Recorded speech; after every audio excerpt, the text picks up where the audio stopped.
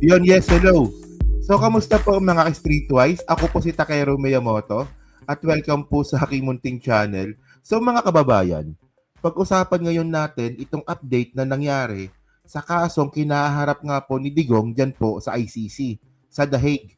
So, sa unang pagtatangka pa nga lang po no, ng abogado ni Digong na si Nicholas Kaufman para harangan or limitahan itong mga testigo laban nga po kay Duterte dyan po sa ICC, bigo po sila. Hindi po sila pinaboran ng judge ng ICC. Kasi obvious naman po talaga na itong plano po or itong hakbang ni Nicholas Kaufman na abogado nga ni Digong, isa po itong pagharang. Hindi po natin kailangan na hinaharangan yung mga testigo. Oh, ang dapat dito pagsasalita at i-cross-examine kung sila ba yung nagsasabi ng totoo. Huwag niyong harangan kasi. So ngayon, listado ito ng mga judges ng ICC na, teka lang, hindi pwede yan. Diba, hinaharangan mo eh. Oh. So ngayon, para makuha natin yung point ng content na to mga ka-Streetwise, no? So ito, nabalita ito from One News. Ito, yan, okay. So One News, sabi dito, ICC judges reject defense proposal to limit to identity documents for victims. Oh. So mga biktima ito. So syempre, pag biktima, pwede rin po sila maging testigo po sa ICC.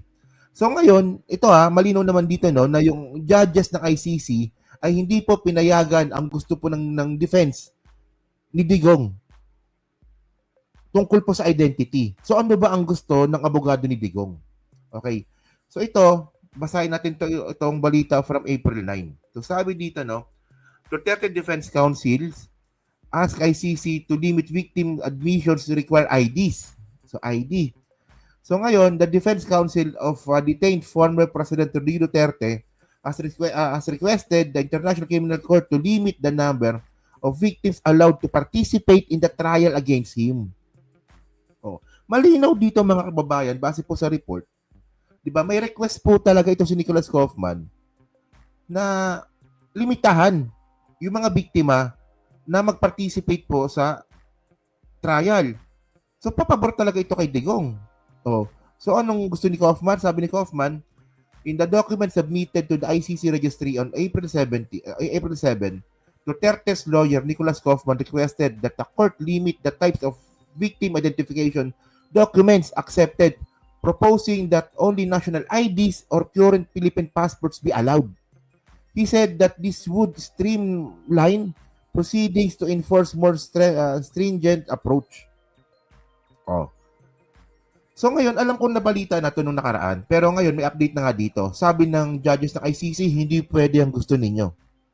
Kasi alam po ng judges ng ICC na may problema po dito po sa national ID na ginawa ni Digong.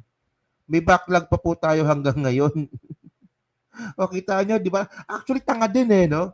Kasi ang point dito mga kababayan, ito nakakatawa dito Bakit magre-request ng national ID itong abogado ni Digong? In the first place, di ba, palpak po ang national ID na ginawa po ni Digong nung siya'y presidente. So ngayon, syempre, bago ito pag-aralan ng judges ng ICC, kung ito may papaboran o hindi, itong request nga po ni Kaufman, so nag-imbestiga muna yan. So ngayon, nalaman patuloy ngayon ng ICC na isa sa mga kapalpakan na ginawa ni Duterte sa Pilipinas, yung national ID. Ako yung national ID ko mga kababayan, kupas na. Oh. Ewan ko lang sa inyo kung nakuha nyo na yun sa inyo, no? Pero kita nyo, di ba? Parang sinabi mo sa ICC na ito palpak ni Digong. Ito gamitin yung ebidensya. So ngayon continue natin So sabi dito. Okay. So, saan na ba tayo? Yan. So ang tanong dito, bakit? Bakit gusto ito ni Nicholas Kaufman? Siyempre, meron siyang dahilan dito. So, limiting the range of identity documents enhance the reliability of the identity verification process and significantly reduce the risk of fraud. The use of varied insufficient verified identity documents could lead to misidentification, double counting, and the inclusion of false victim. O yan. So, ayun ang palusot ngayon ni Nicholas Kaufman na kung hindi daw kasi gagamitin yung passport, na hindi naman lahat po ng Pilipino may passport, especially yung mga mahihirap, national ID. Oh. So ngayon, kaya gusto pala ito ni Nicholas Kaufman, sabi niya, para maiwasan daw po yung budol, yung fraud, pati yung double counting tsaka misidentification. So, alam nyo ako nung nakakatawa dito. Ang nakakatawa kasi dito mga kababayan, ganito lang yan eh. Pag may namatay, may biktima. So, yung biktima ba, kamag-anak ba nung nagwi-witness? Doon pa lang finish ng usapan eh. O, di ba? So, kailangan nandito na katunayan na anak mo talaga o kamag-anak mo talaga yung namatay ng tukhang. So, hindi na po kailangan dito ng ID, hindi na po kailangan dito ng passport. So, malinaw dito mga kababayan, no, na ang gusto lang talaga dito ni Nicholas Kaufman, limitahan yung magiging testigo nga po laban kay Digong na ang akala kasi ng Duterte camp, kung ano yung magagawa nila sa Pilipinas, magagawa po nila sa ICC. O kaya mas maganda nga mga kababayan na dyan po talaga sa ICC usigin niya si Digong kasi po hindi po nila kontrolado yan. Dito po mga kababayan sa Pilipinas, naniniwala po ako na meron tayong judicial system. Pero pwede pa rin po itong impluwensyahan ng mga Duterte. Di ba? O continue natin, no? So sabi dito, no? So ngayon, ang tanong ngayon natin dito, bakit hinarangan ng judge? Itong gusto nga po ni Nicholas Kaufman. So basahin natin dito, Sabi dito, no? Pre-trial judges of the International Criminal Court has rejected the proposal of the defense team of former President Rodrigo Duterte to limit the verification process for the victims of his bloody campaign against illegal drugs.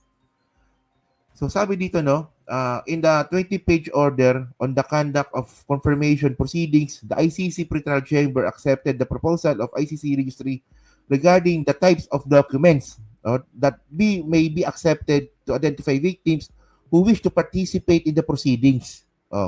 So ngayon sabi ng ICC, meron pa rin namang ibang ID.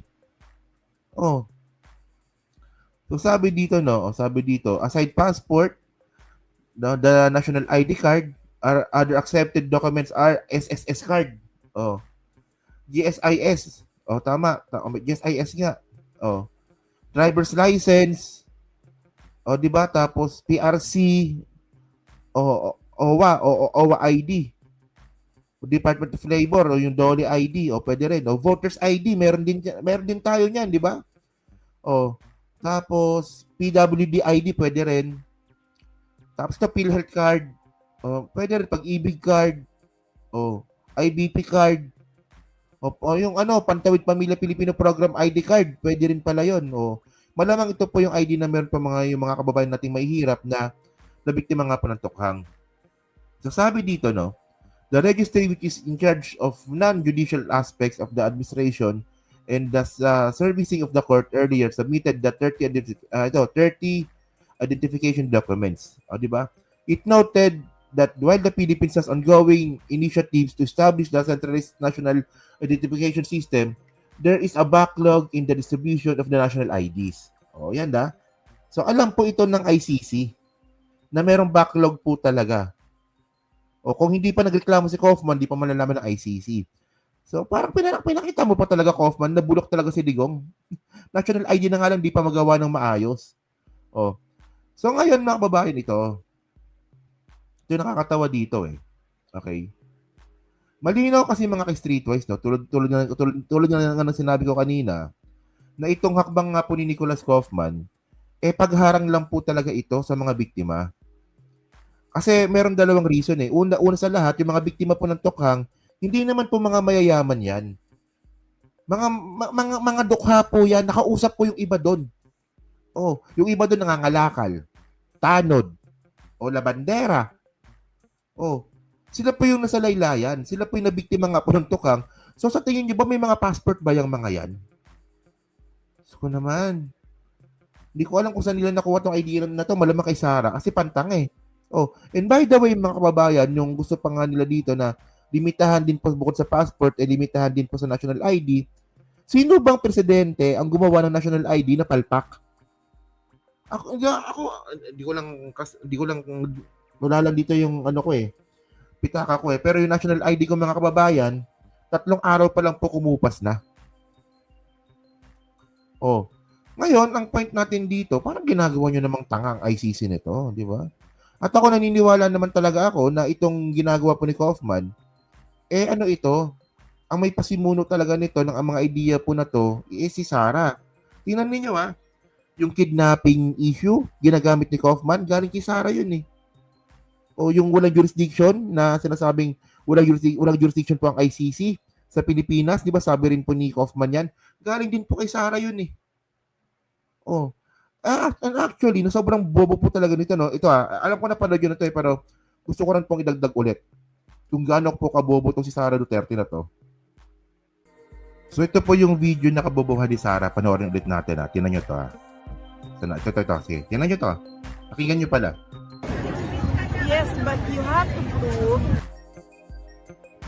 Wait. Ulit. Kim. Sabi sa press conference. Yes, but you have to prove that there were 30,000 victims. O, diba? So how can you prove systematic killing of 30,000 victims if you do not have the names of 30,000 victims?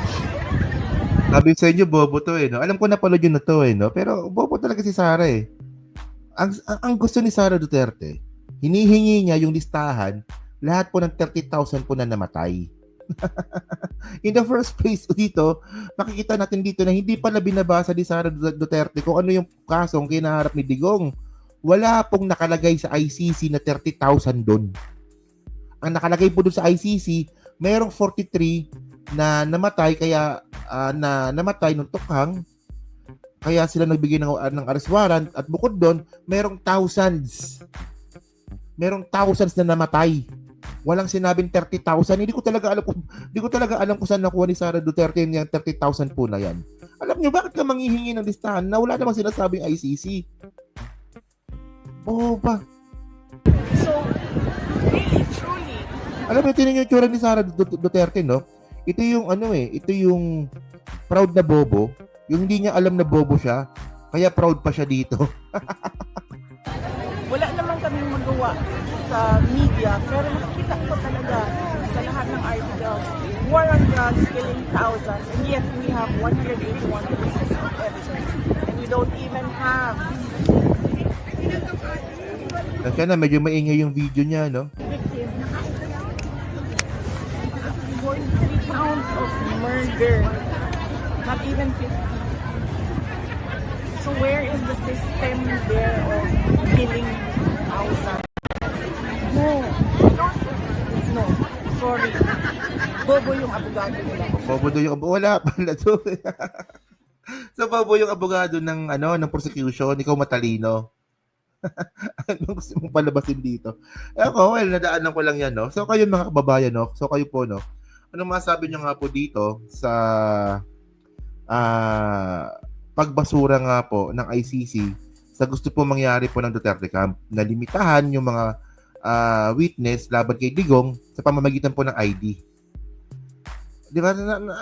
Actually, hindi ko po talaga makuha yung point doon eh. Kasi ang importante dito, may mapakitang death certificate.